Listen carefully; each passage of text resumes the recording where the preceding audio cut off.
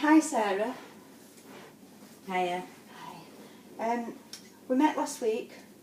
I'm just wondering if you've given any thought to what we talked about last week, and do you want to pick up on any of that today? Well, James is still the same. He's still not listening to me. Right. Won't do his homework.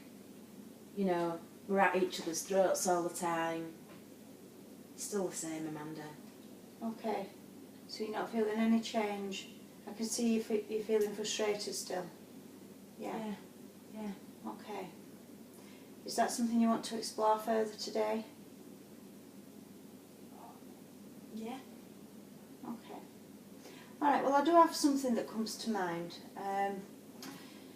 I'd like to ask you a question actually. It's pretty long-winded and it's going to sound really odd. It's going to require some imagination on your part, if that's alright. Are we alright so far? Yeah. Okay. I'll give it a go. Alright, so humour me and give it a go and we'll see what happens. Alright. Okay. Alright, I want you to imagine that after this session today, you leave here, you do everything that you've already planned to do, everything goes pretty normal as you'd expect. Yeah. You get in bed tonight, you go to sleep, no problems, and whilst you are asleep, describe it as a miracle happens while you sleep.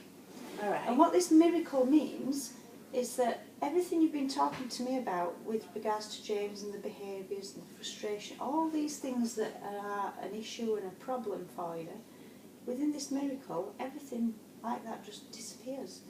It's just completely gone, just like that. Okay. Just gone. The thing is, because you're asleep when that happens, you didn't see it happening. You didn't see the removal of it.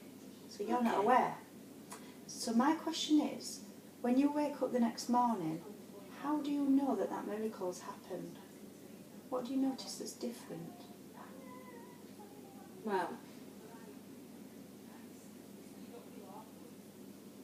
I suppose I'd be looking forward to the day. I get up in a good mood. Okay. So you get up in a good mood. Yeah. Yeah? What else? Well, James and I'd be getting on, I suppose. Okay.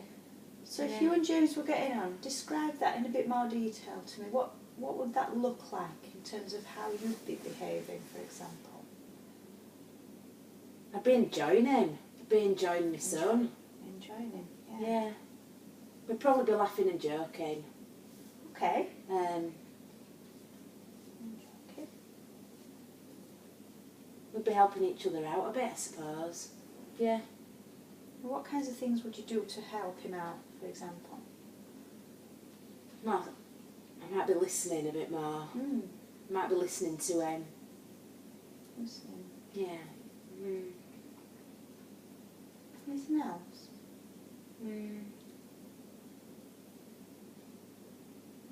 What might he notice about you in general? Oh, I'd noticed that I'd be a lot more relaxed to start off with.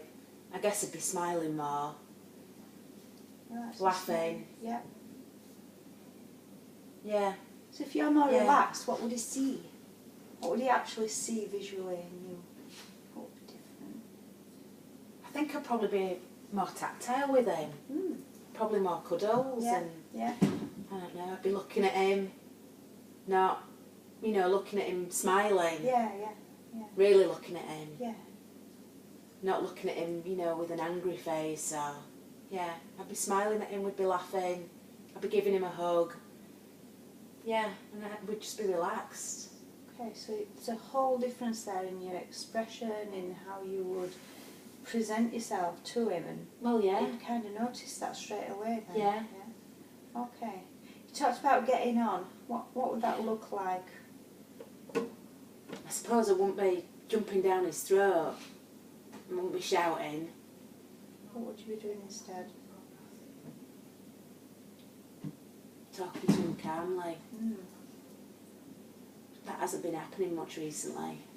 But yeah, I'd be talking to him calmly, quietly. Yeah. different approach, a more relaxed kind of version of yourself. Yeah. Yeah? Yeah. Okay. So beyond that morning then, so when it's time to go to work and James, off he goes doing what he needs to do. Yeah. You arrive at work. Would anybody, like your colleagues for example, would anybody notice anything different about you other than James? Well, I'm sure they'd notice how relaxed I look. Normally when I get to work I feel like I've already done a day's work through all the shouting and going round and round in circles with James in the morning to get him to do things, you know. I'm tired when I get to work. I'd be energised. I'd go into work feeling really energised. It'd be amazing. My colleagues would notice I was smiling, confident, laughing. Everything. It'd be great. Yeah, you sound really enthusiastic when you're describing that. Yeah, so lots of energy, really prepared for the day. Yeah. Focused maybe and ready to take things on. So and that would be different for you, would it? Yeah, because sometimes I feel like I can't cope. I feel so exhausted. But I suppose I'd be feeling in control again. Yeah. Because it's affected my work life as well, and it'd help. It'd really help. So you'd feel like you're in control. Yeah. And how would that play out in the rest of your day then? What might you be doing differently in general through the rest of your working day? I'd be enjoying my job. Yeah.